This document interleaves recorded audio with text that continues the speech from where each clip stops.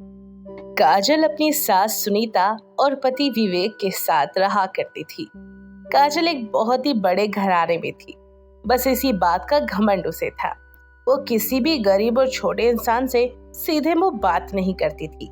ऐसे ही एक दिन काजल सुबह के समय ब्रेकफास्ट कर रही थी। तभी उसके जूस के आने में थोड़ा सा लेट हो जाता है। शांति, शांति, मेरे जूस का गिलास किधर है?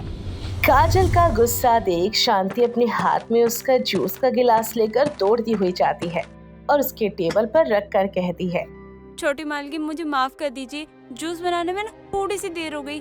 वो ना जूस का सामान ना सारा खत्म हो गया था और रामू को भेजा था, इस वजह से थोड़ी सी देर हो गई। तुमने कल भी मुझे जूस बना कर दिया था। अगर सामान खत्म हो रहा था तो तुम्हें कल ही सामान मंगवा लेना चाहिए था। तुम्हें पता है ना, मुझे ब्रेकफास्ट में देरी पसंद नहीं है।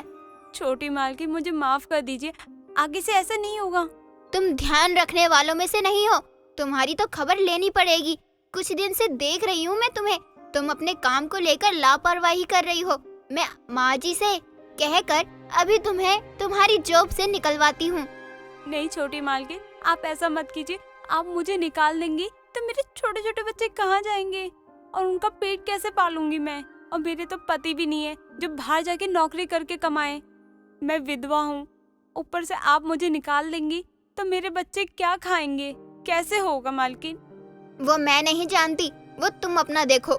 माँ, माँ जरा यहाँ आइए, आपको आपकी नौकरानी की हरकतें बताती हूँ। काजल की बात सुनकर काजल की सास सुनीता हॉल में आती है, जहाँ वो शांति को हाथ जोड़कर रोते हुए देखती है। क्या हुआ काजल और शांति, तुम इस तरह से क्यों रो रही हो? काजल, तुमने शांति से कुछ कहा है क्या? कहा नहीं, बल्कि इसको धमकी दी है कि मैं इसको नौकरी से निकाल दूंगी। लेकिन क्यों? आखिर ऐसा क्या किया है इसने जो तुम इसको नौकरी से निकालने वाली हो? क्या बात हो गई है? माँ जी, ये हमेशा लापरवाही करती है। कुछ दिनों से देख रही हूँ, कोई काम भी ढंग से नहीं कर रही है ये। आज भी इसने मेरा जूस देर से दिया। अरे जब ये काम देर से कर रही है तो इसको काम पर रखने का क्या ही फायदा? बड़ी मालकिन देखिए ना, छोटी मालकिन क्या कर रही है, मुझे घर से निकाल रही है। वो भी जूस खत्म हो गया था इसलिए।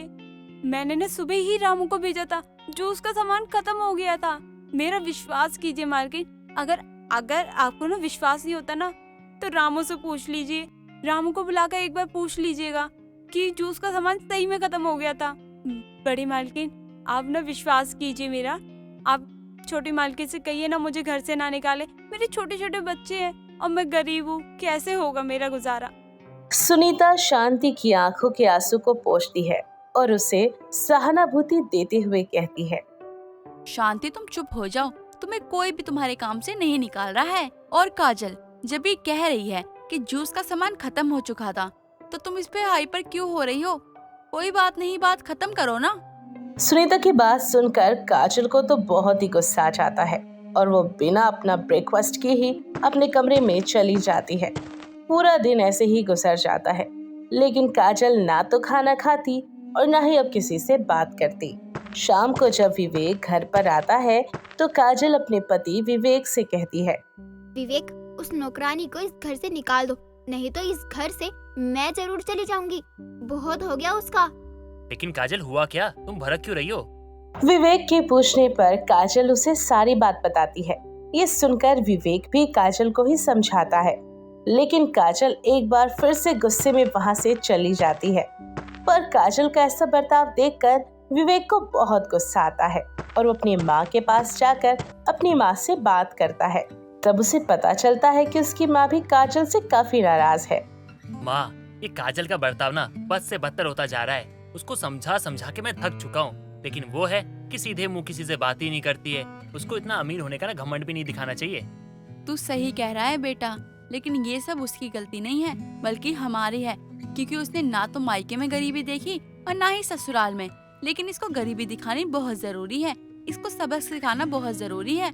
अगर हमने इसको आईना नहीं दिखाया और अगर इसको ये नहीं बताया कि अमीर कैसे बना जाता है तो शायद इसका घमंड कभी टूटेगा ही नहीं। कोई बात नहीं माँ, इसका घमंड ना मैं तोड़ूंगा। उसके बाद देखना सबसे ढंग से बात करेगी, गरीबों की इज्जत तक करेगी। इतना बोलकर विवेक तो अपने कमरे में चला जाता है और वहाँ पर काजल को सोता हुआ देखकर वो चुपचाप बैठ जाता है। और तभी विवेक फोन पर बात करता है। अरे मिश्रा जी, कैसी बात कर रहे हैं आप? अरे ऐसा कैसे हो सकता है? हमारा बिजनेस इतना अच्छा खासा चल रहा था और ये अचानक से लॉस में कैसे जा सकता है? ये फ्रॉड किया किसने है? मुझे पक्का लगता है ये हमारे जो दुश्मन कंपनी है ना, उन्होंने किया होगा। कुछ देर फोन पर बात करने के बाद विवेक गुस्से में फोन को फेंक देता है और सर पर हाथ रखकर फूट फूट कर रोने लगता है। उसके रोने की आवाज सुनकर काजल उठती है और उसके रोने की वजह पूछती है। क्या हुआ विवेक जी? काजल, तुम्हें क्या ही बताऊं मैं? तुम्हें बताऊंगा ना तो तुम रो पड़ोगी। अपना दिल थाम के सुनो। हमारी कंपनी में कोई बंदा था जो दूसरी कंपनी से मिला हुआ था। उसने क्या किया, हमारी सारी डिटेल, सारे डाटा दूसरी कंपनी को दे दिए। मेरी पूरी कंपनी डूब गई। अब हमारे पास कुछ भी नहीं बचा है। ये जो घर है ना, इसको भी बेच के ना मजदूरों को पैसा देना पड़ जाएगा। अब तो कुछ है ही नहीं हमारे पास। हम गरीब हो चुके हैं। लेकिन ये सब किया किसने? अरे मुझे क्या पता यार, मुझे पता होता तो पुलिस के हवाले नहीं कर देता उसे। लेकिन मुझे पता ही नहीं कि है कौन। लेकिन जो भी है ना, छोड़ूंगा नहीं उसे, बस पता चल जाए। क्या माँ जी को ये बात पता है? नहीं काजल, मुझे तो यही समझ में नहीं आ रहा कि माँ को कैसे बताऊं। अरे माँ को पता चलेगा तो उन पे क्या बीतेगी। अरे पापा ने इतनी मेहनत से कंपनी घर लिया था, सब कुछ मैं बर्बाद कर चुका हूँ। विवेक और काजल ये सब बात ही कर रहे थे कि उनकी बात सुनते हुए सुनीता उनके कमरे में आती है। लेकिन विवेक, अगर तू मुझे ये बात नहीं भी बताता ना तो भी मुझे पता चल ही जाता। माँ मैं क्या करूँ, मुझे कुछ समझ में नहीं आ रहा। पापा की कंपनी डूब चुकी है, हमारा घर भी चला गया। अब हम रहेंगे कहाँ, खाएंगे क्या? इसको तो बर्तन मांजना भी नहीं आता जो 4 घर में बर्तन मांज के हमें खिला दे। एक काम करते हैं माँ, ये सब बाद में सोचेंगे, पहले सामान पैक कर लेते हैं, वरना सामान के साथ साथ हमें भी उठा के बाहर फेंक देंगे। इस तरह विवेक, सुनीता और काजल अपना सामान पैक करके अगले ही दिन अपना घर छोड़कर निकल जाते हैं। बहुत ही तेज बारिश हो रही थी। उन लोगों के पास रहने का कोई ठिकाना नहीं था। वो लोग रोड पर खड़े होकर भीग रहे थे। तभी वहाँ पर शांति आती है। आप सभी लोग यहाँ क्या कर रहे हैं? वो भी बारिश में भीग क्यों रहे हैं आप? और ये सामान लेके कहाँ जा रहे हैं आप? कहीं जा रहे हो क्या? अगर जा रहे हो तो बारिश में क्यों भीग रहे हो? नहीं शांति, हम कहीं नहीं जा रहे हैं, बल्कि हमारी किस्मत ने तो ऐसा रुख बदला है कि अब हम करोड़पति से रोडपति हो गए हैं।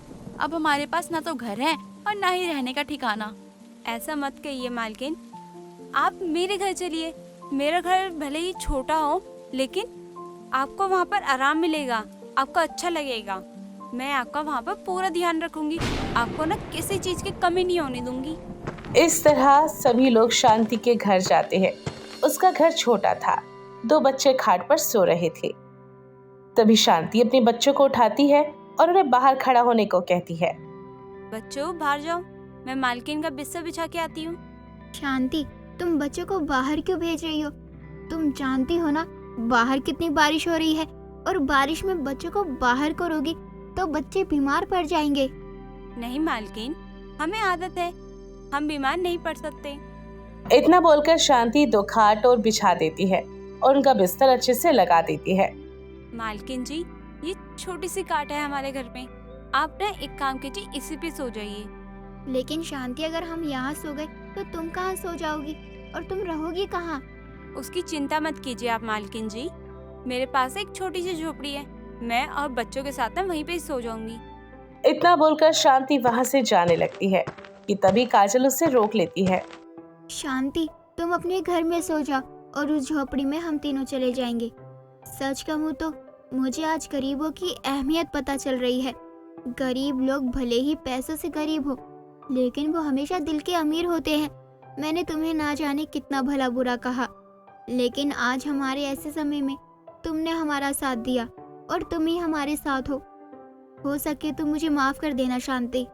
काजल को पछताते देख विवेक और सुनीता काजल को सब कुछ सच सच बता देते हैं। चलो, देर आए दुरुस्त आए। तुम्हें समझ में तो आई है बात कि गरीबों की जिंदगी भी ना जिंदगी होती है। 2 पैसे वो कम कमाते हैं, लेकिन इज्जत की जिंदगी जीते हैं। और हम अमीर क्या करते हैं? घमंड दिखाकर उनका अपमान करते हैं, उनकी बेइज्जती करते हैं। ये तो गलत है ना। अब तो तुम्हें अकल आ गई ना। हाँ विवेक जी, आज मुझे पता चल रहा है मैं और मेरा बर्ताव कितना गंदा था, लेकिन मैं वादा करती हूँ आज के बाद मैं कभी भी शांति के साथ ना तो बदतमीजी से बात करूंगी और ना ही उसके साथ कोई गलत बर्ताव करूंगी। ये तो बहुत अच्छी बात है बहू, लेकिन हमारे बिजनेस में कोई लॉस नहीं हुआ है और ना ही हम रोड पे आए हैं, बल्कि ये मेरे और विवेक का एक प्लान था क्योंकि तुम्हारे अंदर पैसों का बहुत घमंड आ गया था। दिन प्रतिदिन ये बढ़ता ही जा रहा था। तुम अमीरी और पैसों के घमंड में भूल रही थी कि तुम किसी के मान सम्मान को ठोकर मार रही हो। अब तुम्हें अकल आ ही गई है। काजल ने एक ही दिन में गरीबी देख ली थी और उसे अब अकल भी आ चुकी थी कि किसके साथ कैसा बर्ताव करना है। इसलिए विवेक और सुनीता दोनों वापस से अपने घर पर वापस चले जाते हैं और काजल भी शांति के साथ कभी भी मिसबिहेव नहीं करती और उसे अपनी बहन की तरह ही सम्मान देती।